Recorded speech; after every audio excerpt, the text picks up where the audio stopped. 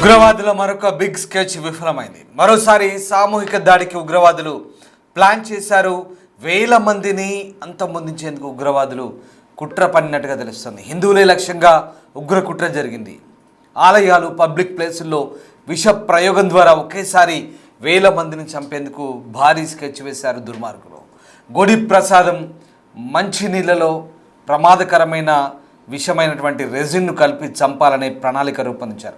ప్రపంచంలోనే అత్యంత ప్రాణాంతకమైన జీవ విషంగా రెజిన్ చెప్తారు. ఆముదం గింజల ద్వారా ఈ రెజిన్ విషాన్ని తయారు చేస్తారు. అలాంటి రెజిన్కు రుచి, వాసన కూడా లేకపోవడం ప్రత్యేకతగా చెప్తారు. రెజిన్ను తయారీకి ప్రధాన సూత్రధారిగా హైదరాబాద్ చెందిన డాక్టర్ మొయినుద్దీన్ను పోలీసులు భావించారు. అతని గుజరాత్ యాంటీ టెర్రర్ స్క్వాడ్ పోలీసులు అరెస్ట్ చేశారు. ఉగ్రవాదుల కుట్రను గుజరాత్ ఏటీసీ ఛేదించింది. ఉగ్ర కుట్రపై మరింత లోతుగా ఎన్ఐఏ దర్యాప్తు చేస్తున్న క్రమం కనబడుతోంది. మొత్తం మీద హైదరాబాద్లో ఉగ్రవాదులు పన్నిన భారీ కుట్రను గుజరాత్ పోలీసు భగ్నం చేశారు. ఈ భారీ కుట్రను అమలు చేయడానికి ప్రయత్నించిన కేసులో Gujarat ATS anti terror squad పోలీసులు ముగ్గురిని అరెస్ట్ చేశారు. వీరిలో ఒకరు హైదరాబాద్ వాసి, అతనే మొయినుద్దీన్ అనే ఒక డాక్టర్. ఈ నేపథ్యంలో ప్రస్తుతం అనేక దిగ్భ్రాంతికర అంశాలు అయితే వెలుగు చూశాయి. ఈ భారీ కుట్రను అమలు చేయడానికి ప్రయత్నించిన కేసులో ప్రధాన సూత్రధారిగా భావిస్తున్న సయ్యద్ అహ్మద్ మొయినుద్దీన్ హైదరాబాద్ వాసి పోలీసుల విచారణ తెలిపిన విషయం ఏంటంటే, మొయినుద్దీన్ చైనాలో ఎంబీబీఎస్ వైద్య విద్యను పూర్తి చేశాడు. అత్యంత విద్యావంతుడైన వ్యక్తి ఉగ్ర కుట్రలో భాగం కావడం అధికారులను దిగ్భ్రాంతికి గురిచేస్తుంది. మొయినుద్దీన్తో పాటు అరెస్ట్ అయిన మిగతా ఇద్దరు వ్యక్తులు కూడా ఈ కుట్రలో కీలక పాత్రగా పోలీసులు అనుమానిస్తున్నారు. ఏకంగా రెజిన్ అనే ఒక ఆముదాన్ వ్యర్థాల నుంచి తయారు చేసిన ఒక విష పదార్థాన్ని ప్రయోగించడం ద్వారా జనాలపైకి ప్రయోగించి చంపడానికి ప్రయత్నించినట్టు తెలుస్తుంది. మొయినుద్దీన్ నివాసంలో చేసిన సోదాల్లో పెద్ద ఎత్తున ఆయుధాలు, మందుగుండి సామాగ్రి కూడా స్వాధీనం చేసుకున్నారు. ఇక వాటిలో 2 గ్లాక్ పిస్టల్స్, ఒక బెరెట్టా పిస్టల్ కూడా ఉన్నాయి. వీటితో పాటు మొత్తం 30 లైవ్ క్యాట్రిడ్జ్లు కూడా లభించాయి. ఇక ఈ ఆయుధాల నిల్వ గుజరాత్లో పెద్ద ఎత్తున అక్కడ హింసను సృష్టించేందుకు నిల్వ చేసినట్టుగా తెలుస్తోంది. వీటిని ఎక్కడి నుంచి సేకరించారనేది కూడా తెలియాల్సింది. మరోవైపు సయ్యద్ మొయినుద్దీన్కు ఉగ్రవాద సంస్థలతో ఉన్న సంబంధాలను ఆరా తీసినప్పుడు Moinuddin Islamic state Khorasan province ISKP సభ్యులతో చర్చలు జరిపినట్టు తెలుస్తోంది. ఇక ఈ చర్చలు దేని గురించి జరిగాయి, కుట్రను అమలు చేయడానికి అక్కడి నుంచి ఎలాంటి ఆర్థిక, సాంకేతిక సహాయం పొందాలనే వివరాలపై దృష్టి సారించారు. ఈ కేసు తీవ్రత దృష్ట్యా ప్రస్తుతం ఎన్ఐఏ దీనిపై లోతైన దర్యాప్తు కొనసాగిస్తుంది. ఈ కేసు దేశంలో ఒక రకమైన భయం, అస్థిరతను కలిగించాలన్నది వీరి ప్రధాన ఉద్దేశంగా కనబడుతోంది.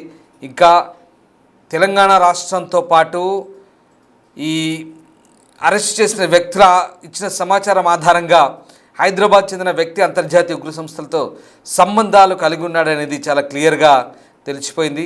దీని నేపథ్యంలో ఒకసారిగా పోలీసులు అయితే ప్రస్తుతం ఈ అంశంపై చాలా లోతుగా దర్యాప్తు చేస్తున్నారు.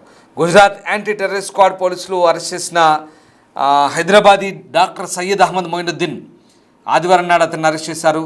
ఇదిగో ఈ కళ్ళజోడి పెట్టుకున్న వ్యక్తి ఆ సయ్యద్ మొయినుద్దీన్.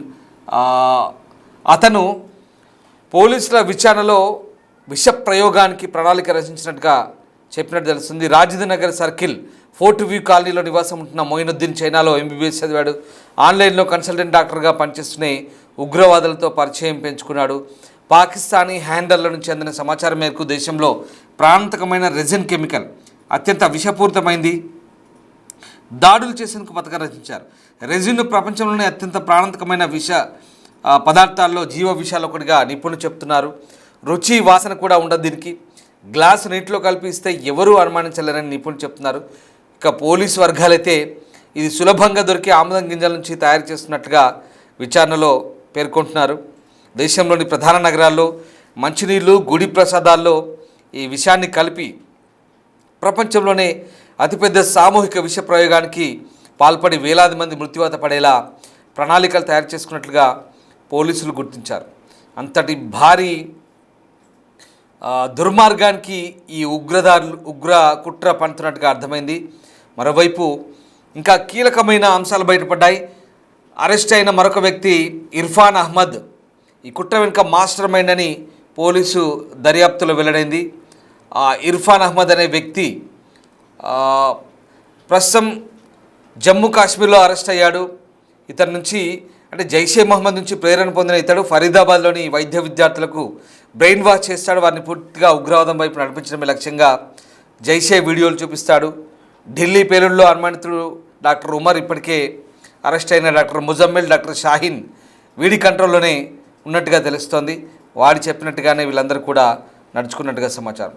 మొత్తం మీద దేశవ్యాప్తంగా ఉగ్ర కుట్రకు తెరలేపిన ఈ వ్యక్తుల నుంచి ఇదిగో ఈ ముగ్గురు వ్యక్తులే మనం బాక్స్లో చూసిన ఈ ముగ్గురు డాక్టర్లే, ఈ ముగ్గురు వ్యక్తులే. అందులో ఒక డాక్టర్ మొయినుద్దీన్ రాజేంద్ర నగర్ చెందిన వ్యక్తి, చివరిలో కళ్ళ జోడు పెట్టుకున్న ఆ వ్యక్తి, అతనే రాజేంద్ర. మామూలు కుట్ర కాదు అది.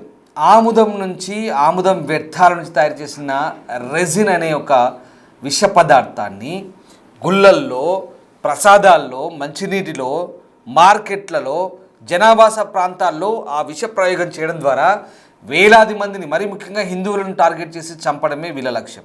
ఇదే వీళ్ళ ఏకైక ఎజెండా. పాకిస్తాన్ చెప్తారు, ఇక్కడ అమలు చేస్తారు. కన్న తల్లి పాలు తాగి రొమ్మగుద్దే ఇలాంటి వెధవలు, ఇలాంటి దేశద్రోహుల్ని ఏం చేయాలి? దేశద్రోహానికి పాల్పడుతారు. మన దేశంలో పుడతారు, మన దగ్గరే తింటారు, పెరుగుతారు, మన దగ్గరే మన సొమ్ములతోనే డాక్టర్లు అవుతారు, ఇంజనీర్లు అవుతారు, కుట్రలు చేస్తారు, దేశాన్ని ద్రోహం చేసి దేశంలో విధ్వంసానికి, దేశంలో జనాల్ని చంపేందుకు కుట్ర చేస్తుంటారు. ఇలాంటి దుర్మార్గులు నిజంగా ఎలా శిక్షించాలి, ఏ రకంగా మనం కూడా వీళ్ళని బుద్ధొచ్చేలా చేయాలో ఒక్కసారి కామెంట్ చేయండి. మామూలు కుట్ర కాదది. ఆ రైజిన్ అనే పదార్థానికి రంగు, రుచి, వాసన ఉండదంట. ఎక్కడ కలిపినా, నీళ్ళలో కలిపినా కూడా తెలియదంట. ఒకప్పుడు ఆముదంతో విష పదార్థం తయారదని చెప్పేవాళ్ళు, కానీ ఎప్పుడు ఎక్కడ ఎవరు దాన్ని ఆ ప్రయోగాలు చేసిన దాఖలు లేవు. కేవలం కొన్ని ఆ కథనాల్లో, స్టోరీల్లో మాత్రమే విన్నాం. కానీ దాన్ని ఇప్పుడు వీళ్ళు నిజం చేసి చూపిస్తున్నారు. వీడు చదివిన డాక్టర్ చదువుకు వీడు చేసే పని ఇది. పాకిస్తాన్ కుక్కలు వేసే చిల్లరకు వీడు ఆశపడి దేశద్రోహం చేస్తూ కన్న తల్లి లాంటి దేశానికి, ఇక్కడి ప్రజలకు ద్రోహం చేసే ఇలాంటి వ్యక్తుల్ని ఎలా శిక్షిస్తే బాగుంటుందో ఒక్కసారి చెప్పండి. చాలా దుర్మార్గంగా ఉంది. వింటేనే, చెప్తుంటేనే బాధగా ఉంది. ఇది మామూలు కుట్ర కాదు. వేలాది మందిని చంపే కుట్ర ఇవాళ పోలీసులు భగ్నం చేశారు. ఇంతటి దుర్మార్గపు ఆలోచించిన ఈ వ్యక్తులని ఏ రకంగా వాళ్ళ కుట్రను ఏ రకంగానైతే ఛేదించామో, ఏ రకంగా మళ్ళీ సమాజంలో వీళ్ళందరినీ కూడా ఎలిమినేట్ చేయాల్సిన అవసరం ఉందో ఒక్కసారి దయచేసి కామెంట్ చేయండి. అయితే ఈ అహ్మద్ మొయినుద్దీన్ అనే ఈ వ్యక్తి రాజేంద్ర నగర్లో ఉంటున్నాడు. అక్కడే ఉంటూ ఏదో డాక్టర్గా చేస్తుందని చెప్పాడు. తను ఒక జ్యూస్ సెంటర్ కూడా పెట్టాడు. వీడు చదివిన చదువుకి చేసే పనులకి ఏమాత్రం సంబంధం ఉండదు. ఇక్కడ ఎక్కడో వరంగల్లో చదివాడు, అక్కడ నుంచి ఇంటర్ తర్వాత ఎంసెట్ రాశాడు, ఏదో ర్యాంక్ రాకపోతే మళ్ళీ చైనాకు వెళ్ళి ఎంబీబీఎస్ చేశాడు. మళ్ళీ వచ్చి ఇక్కడ ఏదో కొన్ని షాపులు పెట్టాడు, జ్యూస్ సెంటర్, ఇంకేదో స్నాక్స్ కూడా పెట్టాడు తెలుస్తుంది. తర్వాత వీడు చేసేదంతా మళ్ళీ ఆన్లైన్లో ఏదో డాక్టర్గా జాయిన్ అయిపోయి ఆన్లైన్ కన్సల్టెంట్గా వ్యవహరిస్తూ అక్కడి పాకిస్తాన్ జైషే హ్యాండ్లర్స్ లేదా టర్కీ నుంచి ఉన్నటువంటి ఆ టెర్రర్ హ్యాండ్లర్స్తో వీడు చేతులు కలిపి ఇలాంటి కుట్రలు చేస్తూ వీడు చదివిన చదువును ఈ రకంగా ఉపయోగిస్తున్నాడు. చూడండి, ఇక మీరే చెప్పండి. ఇప్పుడు ఇలాంటి వాళ్ళకి నిజంగా దేశం ఏం చేయాలి? వీళ్ళని దేశంలో వీళ్ళని ఎలాంటి స్థితిలో ఉంచాలో మీరే చెప్పండి. వీళ్ళకి ఎలాంటి శిక్షలు ఉండాలి, ఎలాంటి జైలు అయితే సరిగ్గా పనిచేస్తాయో మీ ఊహకందిన ఆలోచన ఒక్కసారి కామెంట్ రూపంలో చెప్పే ప్రయత్నించండి. ఒక్కసారి ఆ మొయినుద్దీన్ అనే వ్యక్తి సంబంధించిన అలవాట్లు ఏంటి, అసలు వాడు ఏం చేస్తాడు, దానికి సంబంధించి ఆ చుట్టుపక్కల వాళ్ళ ఆయన కుటుంబ సభ్యులు ఏమంటున్నారో పూర్తి సమాచారాన్ని బిగ్ టీవీ సేకరించే ప్రయత్నం చేసింది.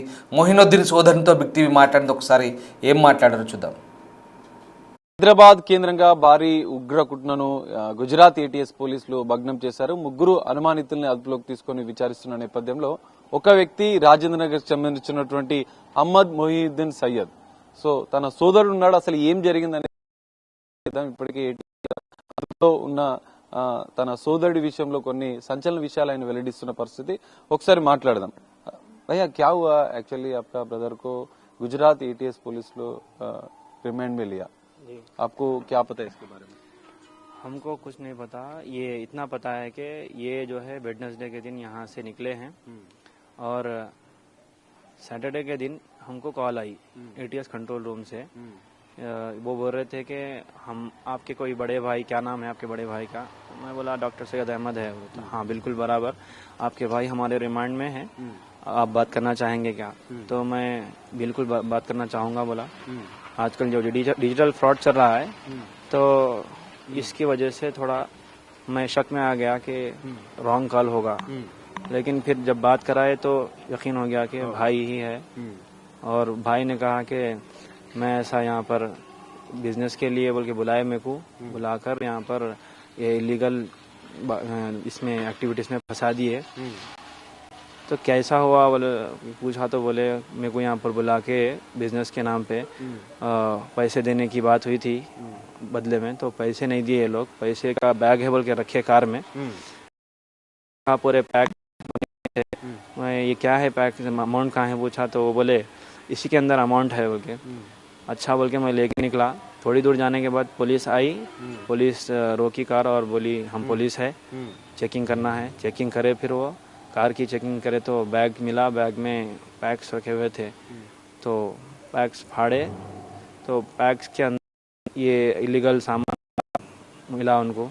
क्या इलीगल बोल? वही वो पिस्तौल वगैरह ये चीज़ें जो मिली है वो पैक्स के अंदर मिला। भाई भी जो है पुलिस के सामने देख रहे कि इसके अंदर अमाउंट नहीं है बल्कि ये सब सामान रखा हुआ है। इस तरीके से मेरे को फंसा दिया गया बोल के भाई फ़ोन में बोले। फिर एटीएस कंट्रोल टीम से लेके ऑफिसर बात करे कि यहाँ पर आपके भाई रखे हुए हैं, आपको जब भी आके मिलना है मिल लीजिए, हम एड्रेस वगैरह बता देंगे बोल के बोले। आपका भाई अगर गुजरात में गया ना, वो केमिकल राशन बोल के एक डेंजर केमिकल लिया बोल के लेके गया बोल के कुछ इन्फॉर्मेशन, उसके बारे में क्या पता है? केमिकल लेके गए ऐसा तो कुछ नहीं था हमको, बल्कि वो यहाँ पर कुछ ऑयल, रेजिन का ऑयल, कोल्ड प्रेस मशीन घर पे थी, वो लेकर के आए और उसमें ऑयल निकाले। ऑयल निकाल के बॉटल्स में रख लिए, रख के फिर वो लेके गए शायद। मैं तो नहीं था घर पे, ऐसा कुछ भी ऐसा लगा नहीं हमको कि ये ऑयल ये केमिकल बना रहे। जैसा आमतौर पे जो आजकल हर जगह कोल्ड प्रेस मशीन्स आ गए, वो क्या कर रहे ऑयल अपना प्योर ऑयल बोल के निकाल रहे, तो वैसे ही ये भी निकाल रहे समझे। और वो भी शायद ऐसा ही समझ रहे होंगे, इसलिए सबके सामने ये काम कर रहे थे। कोई आपको डाउट नहीं आया क्योंकि इतना डेंजर केमिकल बना रहा बोल के कुछ डाउट नहीं आया? क्योंकि अभी दिल्ली में अटैक्स हुआ, हैदराबाद में भी अटैक्स होने के लिए कुछ प्लान था बोल के कुछ एक इन्फॉर्मेशन भी एटीएस वाले बता रहे। उसके बाद देखिए ये इस केमिकल जो बोल रहे एटीएस कंट्रोल टीम से, इससे पहले ना आपको मालूम था ये केमिकल बन सकता है इससे बोल के, ना ही किसी पब्लिक को मालूम था, ना ही हमको मालूम था। और जहाँ तक मेरा ख्याल है कि जैसा हमको नहीं मालूम था वैसे भाई को भी नहीं मालूम था। बस भाई का इतना बोलना है कि मेरे को एक ऑनलाइन से कॉल आई और वो गुजरात से बता रहे थे, गुजरात से है ये तो बिजनेस है बोल के। तो वो लोग कुछ काम दिए, वो काम करके अगर मैं लेके जाऊंगा तो मुझे पैसे देंगे। तो ऐसे बिजनेस, नॉर्मल बिजनेस डील का जो है उनके जहन में भी था, हमारे जहन में भी भाई बताए तो वही था। अब उसके बाद वो लेकर के गए, जाने के बाद वहाँ पर